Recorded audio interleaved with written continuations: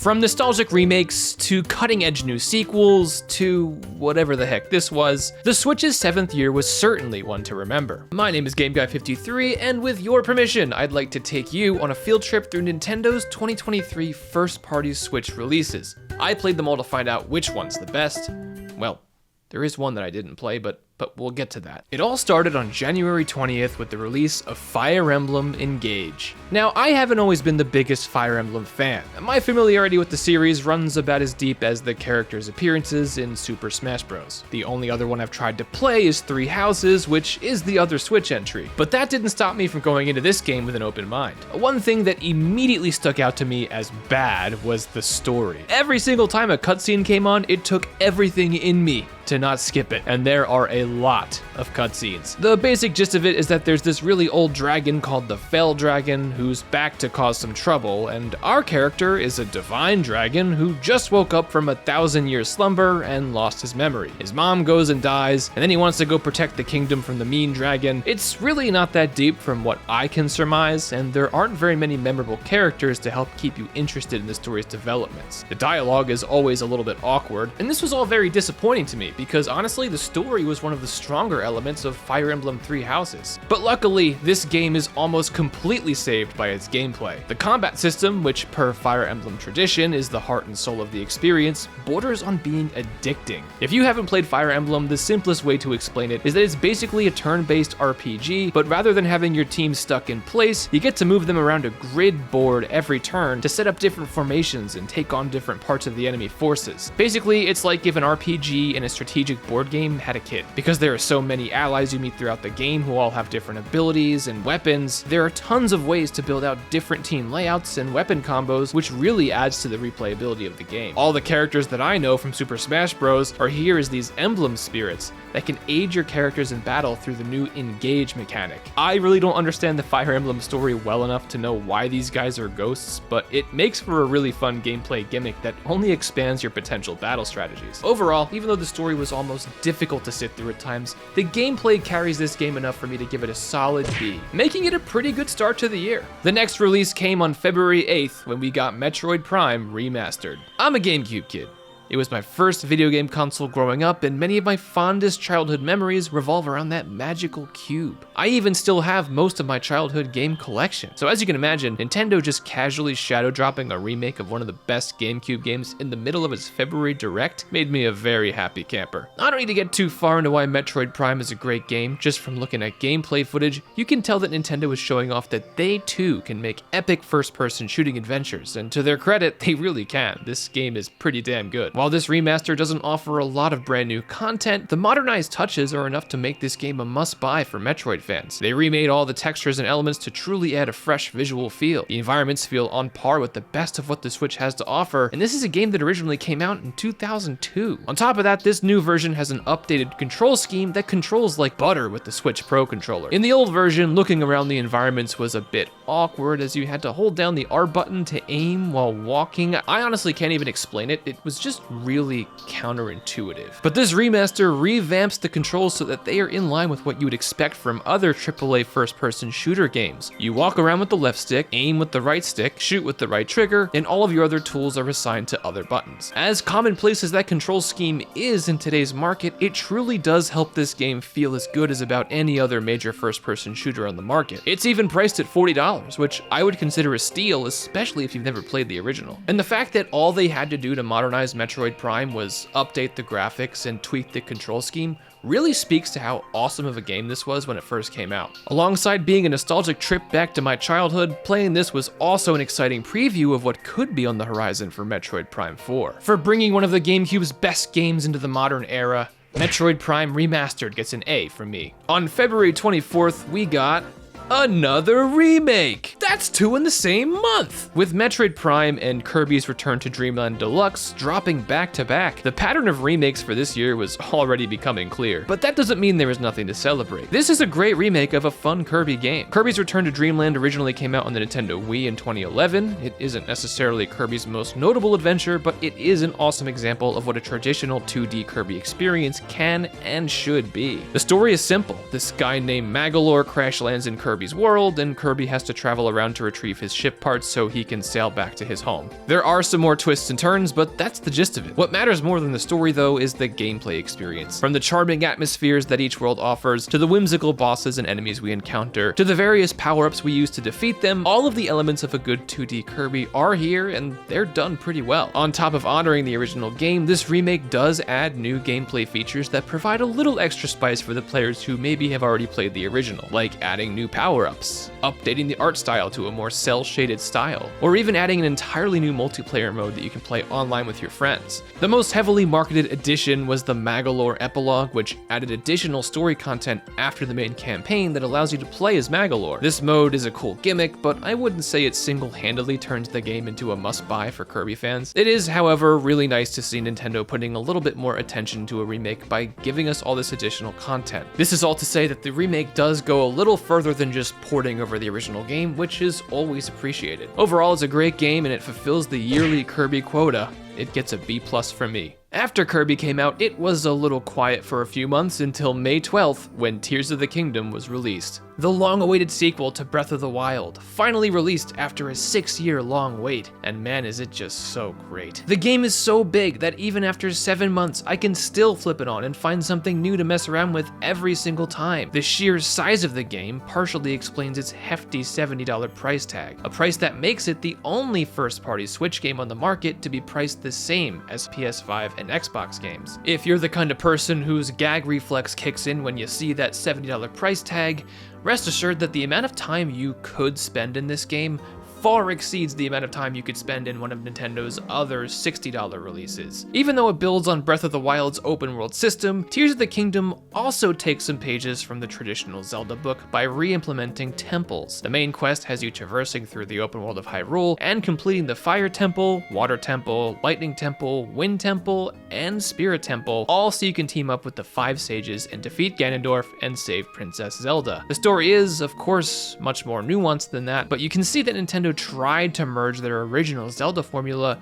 with their wildly successful Breath of the Wild recipe. For the most part, I would say they did it successfully, though I would also say that this game still feels closer to a Breath of the Wild style than it does to feeling like anything that came before it. Whether all of that is actually a good thing is going to depend on who you ask. I, for one, love it because I love Breath of the Wild, but I do understand that there are lots of fans out there who really just like the traditional linear Zelda formula, and those people might not find what they're looking for here. The most viral and deep feature of the game is its crafting system. You can use these Zonai devices to build just about anything you can think of, which skyrockets the replayability. I was able to build some simple hover devices, cars, and bridges, but some of the stuff I saw on social media looked like it was built by NASA engineers. I could probably go on for a very long time about how much I love about this game, how much there is to critique about this game, but as the bus driver for this brief field trip we're on, I'll just end this off by saying that Breath of the Wild Tears of the Kingdom is deserving of its Game of the Year nomination, and I'll probably be booting it up for years to come. The next stop on our trip is June 21st, when we got another Nintendo Direct and another shadow drop in the form of Pikmin 1 and 2 HD. One thing you have to understand about me is that I am a massive Pikmin fan, and I've been playing since I was a little kid, so seeing this announcement was like,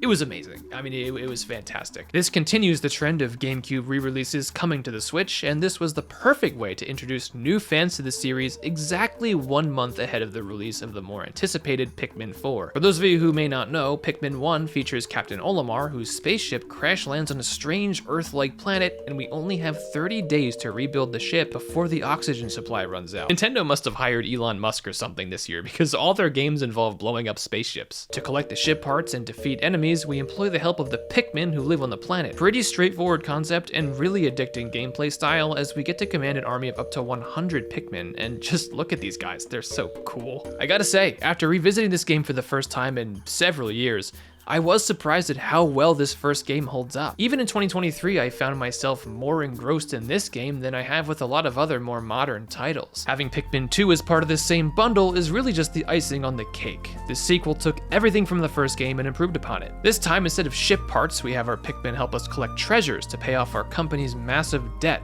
which are really just everyday items you would find around your house, and that ends up adding some charm to the game. You also get to go into little caves, which have the potential to be really brutal if you're not being careful, but overall it's just as charming, if not more so than the first game, and having them both packaged together is such a nice offer. While these Switch re-releases don't offer any additional content outside of the HD touch-ups, they are priced slightly cheaper than regular Switch releases at $40 for 2 great games, so I would definitely recommend these games to any Switch owner looking to go back and re-experience these masterpieces on a modern console. Well, it is getting kind of difficult to actually refer to the Switch as a modern console, considering it really only has the strength of like a PS3, but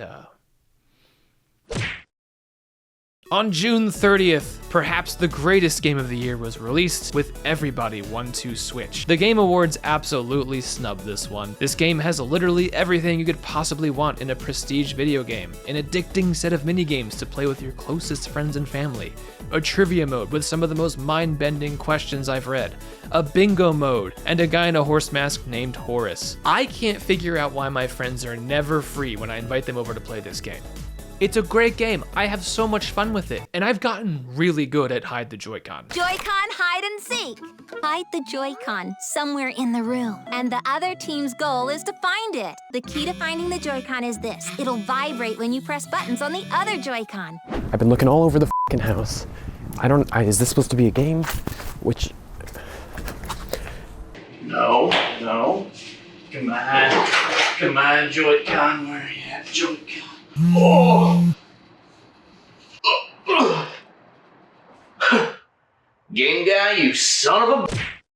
On July 21st, we went back to Pikmin with the release of Pikmin 4. I know that Mario Wonder and Tears of the Kingdom were Nintendo's 2 Game of the Year nominees, but if I'm being totally honest with myself, I think I had more fun with this game. Pikmin 4 takes all of the best elements from its predecessors, ramps them up to new levels, and adds some novel ideas of its own. We get to go inside of a house this time, which I know doesn't sound exciting, but in the Pikmin context, is very exciting. We get to ride and play as a rescue dog named Ochi, whose abilities arguably break the entire game since you can basically accomplish any task without the help of Pikmin as long as you have Ochi, but he's a good boy, so he gets a pass. And for the first time in Pikmin history, we get to explore at night with the help of the glow Pikmin. Of course, this is another one that I could talk about for 7 hours straight, but what matters here is that Pikmin 4 is exactly what it needed to be after the 10-year-long wait after Pikmin 3, and it made this lifelong Pikmin fan extremely happy. I would say that Pikmin 4 deserved its best strategy and simulation win at the Game Awards, and I can't wait to see how its success with both critics and fans reinvigorates the entire series. Maybe, just maybe, we won't have to wait 10 more years for Pikmin 5. A man can dream. I'm giving Pikmin 4 the S that it deserves. Moving forward to September 14th, we got F-Zero 99. Now, I don't think this is exactly what F-Zero fans had in mind, as they've been asking for an F-Zero series revival for many years now, but it really turned out to be a slam dunk in my opinion. The original high-speed, challenging racing experience of the original F-Zero was already a fun time, but upscaling the graphics and throwing 100 players into an online race takes that original formula to a whole new level. They've even added this jet stream for players who find themselves falling to the back of the pack, which is always such a cool feeling to activate. F-Zero has always been difficult, but this one really kicks it up a few notches. The amount of players on the track at once makes it really difficult to steer clear of collisions, which has resulted in lots of early retirements in my experience. Just finishing the race can be an accomplishment, even if it means you came in 70th. To sort of make up for that feeling of pure defeat if you can't win a race, they did add a system where we are assigned a few rivals at the beginning of each track who are around the same rank as us. Just managing to outperform your rivals is usually enough to score some experience points and unlock new car parts, so there's no need to get first place or even finish the race for that matter. But ultimately, the desire to actually win first place, combined with the addicting F-Zero gameplay mechanics, is what makes this game shine. Personally, I think this is the best 99 game, but as with most 99 games, I only play it here and there. I don't think it's the kind of game that very many people will sink dozens of hours into, but it is a fun novelty that adds some value to the Switch Online library. That said, F-Zero 99 gets a B+ from me. Shortly after F-Zero, on October 6th, Detective Pikachu returned in Detective Pikachu Returns. And folks, this is the one game I didn't play in 2023. Sue me! I'll win. I can't comment on the experience of playing this game, but I can say that the marketing for this game did nothing to make me want to play it, especially during a year that was loaded with so many other heavy hitters, even outside of Nintendo's first-party lineup. A Pokemon spin-off just wasn't on the list of games that I wanted to or even had the time to play this year. Personally, just from the trailers, I think this game looks a little boring, but if you're a Detective Pikachu fan watching this video, please comment below why you think I should try this game out. If your reasoning is convincing enough, maybe I'll give it a shot. Seeing as how I didn't play this game though, I can't give it a letter grade, so it gets a Pokeball and some leftover mints I found in my pocket. On October 20th, we got what was probably the biggest surprise of the year in Super Mario Bros. Wonder, a brand new 2D Mario platformer. This is the first new 2D Mario platformer we've gotten in 11 years, with the last one being New Super Mario Bros. U on the Wii U back in 2012. And between you and me, I was not the biggest fan of Super Mario Bros. U. I'm just gonna say it. So was Mario Wonder enough to restore my faith in the series? As with most Mario adventures, the story is as two-dimensional as the gameplay. Mario and his ragtag group of friends have been invited to the Flower Kingdom by Prince Florian, who looks like he's some sort of baby wiggler larva. Kinda gross, honestly. Then, just when it looks like the gang is about to gather around and devour the fine prince, Bowser appears and uses the power of a Wonder Flower to merge with the castle. In his new castle form, he rains fire down on the Flower Kingdom, imprisoning the citizens and wreaking havoc on the entire kingdom. Our job is to go around the kingdom collecting Wonder Seeds and Grand Seeds to gather the power we need to take down Castle Bowser. Simple as the story may be, it does exactly what it needs to do. Give us some little reason to keep playing. But what really matters here is the gameplay. And the gameplay is exactly what you would expect it to be. We run, jump, and fly our way through all kinds of colorful, charming levels. The platforming controls like butter, and it's every bit as satisfying to play as some of the best adventures Mario has to offer. We also get to play as Daisy, which I would call an absolute win. And of course, there are new power-ups and mechanics this time that try to freshen up the 2D Mario formula. The 3 new power-ups are the Elephant Fruit, the Bubble Flower, and the Drill Mushroom. By far the most fun to use is the Elephant Fruit, which turns you into a big goofy looking elephant and lets you absolutely steamroll through enemies. The drill is a neat gimmick that finds most of its use in the underground cave levels, but when you do get to use it, it's a ton of fun. And the Bubble Flower is, well, let's just say I thought the Bubble Flower was a bit of a disappointment. There's also a badge system, which is an interesting and new addition to 2D Mario, which allows you to equip a badge before each level that gives you a permanent ability. The abilities range from gliding to double jumping to an endless speed dash to even invisibility, though the further I got into the game, the more I found myself gravitating back towards the same few badges, especially the double jump. A lot of these badges are frankly kinda useless, but even so, they represent a fresh new idea for 2D Mario that I hope Nintendo continues to build on. I'd say the most innovative and exciting feature of the game is the Wonder Flower mechanics. Every single level has a Wonder Flower to collect that transforms the entire level into an unrecognizable alternate reality with a unique challenge to complete. These Wonder Flowers kept the gameplay extremely fresh throughout the adventure, as no 2 Wonder Flowers ever offered the same exact type of challenge or gameplay experience. Even though many of these mechanics may be imperfect, they were innovative and exciting enough to land this game on the Game of the Year nominees list alongside Legend of Zelda Tears of the Kingdom, which makes 2023 the first year since 2017 that both a Mario and a Zelda were up against each other for the Game of the Year category. No surprises here, Mario Wonder gets an S. Interestingly, 2023 was also the first year since 1991 that a new 2D Mario game came out the same year as a new 2D Sonic game. We won't dive into Sonic here, but I do have another video about that in the works. Speaking of which, make sure to subscribe to the channel so you don't miss out on any future uploads.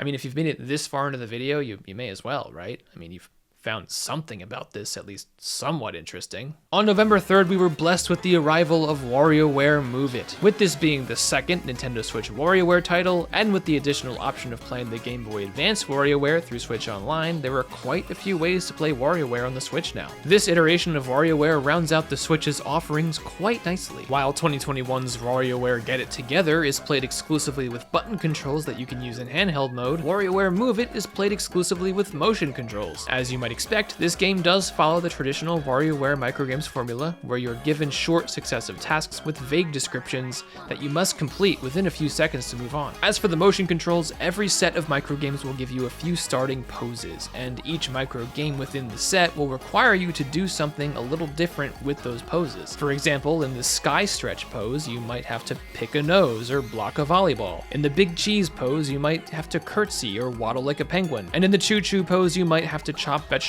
or break out of jail. Whether you like playing games with motion controls will probably be what determines whether WarioWare Move It is your cup of tea. I know some people really just don't like to move, and that's okay. Though I would recommend that you at least try to get some exercise in some other way. I may be a video game YouTuber, but I would like you to stay healthy. While it was a pleasant surprise to get another Switch WarioWare this year, WarioWare is another series that inherently falls short of reaching the heights of some of the other games that came out this year, like Mario, Zelda, or Pikmin. It's a fun pickup to play with your friends, and I would recommend it, but it gets a B- from me. On November 9th, the Mario Kart 8 Deluxe Booster Course Pass was finally completed after 2 long years, when Wave 6 released, bringing Mario Kart 8's course total to a whopping 96. For those of you who have watched my channel already, you'll probably know that I've already made an entire video series where I ranked the new tracks every time a new wave came out. While I didn't have nice things to say about every single track individually, what I can say about the Booster Course Pass as a whole is that it's absolutely awesome. We admittedly got off to a bit of a rocky start in 2022, with the most common criticisms revolving around the new courses having noticeably worse graphics than the tracks from the base game, but things progressively got better over time, and if you compare everything that came out in 2023 to what came out in 2022, it really is like night and day. Waves 4 through 6 were all complete winners, bringing us fan favorite classics like Super Circuit's Riverside Park, Double Dash's Waluigi Stadium, and Wii's Rainbow Road. We even got some awesome brand new tracks like Yoshi's Island and Squeaky Clean Sprint, which turned out to be my personal favorite of the entire Booster Course Pass. And much to everyone's surprise, each new wave in 2023 also gave us returning characters, from Petey Piranha to Pauline to the return of the king himself. With the Booster Course Pass complete now, as bittersweet as that may be, I would say that it totally delivered and made a lot of Mario Kart fans really happy. And ranking all 96 courses is still on my to-do list, so please be patient as I procrastinate that behemoth of a task. The 2022 Booster Course Pass alone would have been a B-, but 2023's additions were definitely in the A+ range. Additionally, 48 extra tracks plus 8 characters for only $25. That's a great value. For that reason, the completed Booster Course Pass gets a solid A from me. November was a great month for Mario fans because on November 17th, we got the remake of Super Mario RPG. Now I've got to come clean. I've never actually played through the entire SNES version, as crazy as that may be for someone who loves the Mario and Luigi series and the Paper Mario series. But playing this remake made me realize, what the heck was I waiting for?